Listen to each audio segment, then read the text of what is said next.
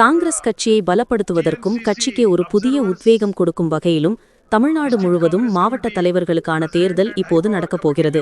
இதற்காக விண்ணப்பித்தவர்களுடன் நாங்கள் நேருக்கு நேர் பேசி நேர்காணலும் நடத்தி கொண்டிருக்கிறோம். எல்லா நியமனங்களும் ரொம்பவும் நேர்மையாகவும் வெளிப்படையாகவும் நடக்கும். அதனால்தான் காங்கிரஸ் தலைமை தேர்தல் பார்வையாளர்களை நியமனம் செய்திருக்கிறது. கட்சிக்குள் இளம் ரத்தம் பாய்ச்சும் வகையில் மாவட்ட தலைவர்கள் நியமிக்கப்படுவார்கள். மேலும் சிறுபான்மையினர், தாழ்த்தப்பட்ட மக்கள் உட்பட எல்லாருக்கும் உரிய பிரதிநிதித்துவம் கொடுக்கப்படும் என்றார். தொடர்ந்து பீகாரில் ராகுல் காந்தி பிரசாரம் செய்த பின்னரும் காங்கிரஸ் பெரிய தோல்வியை சந்தித்ததாக சொல்கிறார்களே என்று கேட்டதற்கு, உண்மையில் ராகுல் காந்தியின் தேர்தல் வியூகங்கள் நல்ல பலனை கொடுத்தது. ஆனால் எங்களிடம் மின்னணு வாக்குப்பதிவு இயந்திரங்கள் இல்லை. ஒரு செல்போனை கட்டுப்படுத்துவது போல வாக்கு இயந்திரங்களை அவர்கள் நிதிஷ்குமார் பாஜக கட்டுப்படுத்திவிட்டார்கள். அதனால்தான் பின்னடைவு ஏற்பட்டது என்பது எல்லாருக்கும் தெரிந்த விஷயம். வாக்கு திருட்டு நடந்ததாக ராகுல் காந்தி குற்றம் சாட்டினார். ஆனால் அதையெல்லாம் தேர்தல் ஆணையம் கண்டுகொள்ளவில்லை. 2026 சட்டமன்ற தேர்தலில் காங்கிரஸ் திமுக கூட்டணி உடையும் என்பதெல்லாம் வெறும் கட்டுக்கதைதான். விஜயுடன் கூட்டணி வைக்க கேரள காங்கிரஸ் சார்பில் KC வேணுகோபால் முயற்சிப்பதாக சொல்கிறார்கள். உண்மையில் அப்படியெல்லாம் கிடையாது. தமிழகத்தை பொறுத்தவரை காங்கிரஸ் திமுக கூட்டணி வலுவாகத்தான் இருக்கிறது.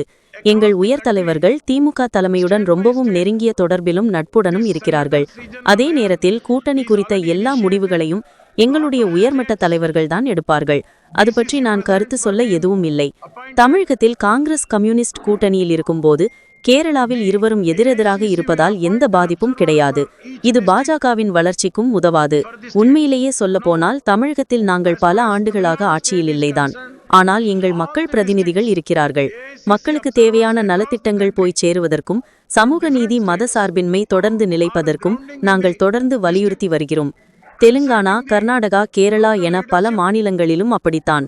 நாங்கள் எதிர்க்கட்சியாக இருக்கிறோமா அல்லது எதிர் அணியில் இருக்கிறோமா என்பதெல்லாம் முக்கியமில்லை. அரசை வழிநடத்தி செல்ல ஆலோசனைகளை வழங்கி வருகிறோம். மாநிலங்களுக்கு மாநிலம் வேறு வேறு கூட்டணி என்பதெல்லாம் கிடையாது. தேசிய அளவில் இந்தியா கூட்டணி வலுவாகவே இருக்கிறது. அதேபோல மதத்தை வைத்து ஆட்சியை பிடிக்கலாம் என்று பாஜக கருதுகிறது. நானும் இந்துதான். நான் ருத்ராட்சமும் அணிந்திருக்கிறேன். ஆனால் மதத்தை வைத்து ஒருபோதும் அரசியல் செய்தது கிடையாது. மதத்தை வைத்து அரசியல் செய்ய வேண்டிய நிலை காங்கிரசுக்கு இல்லை என்றார்.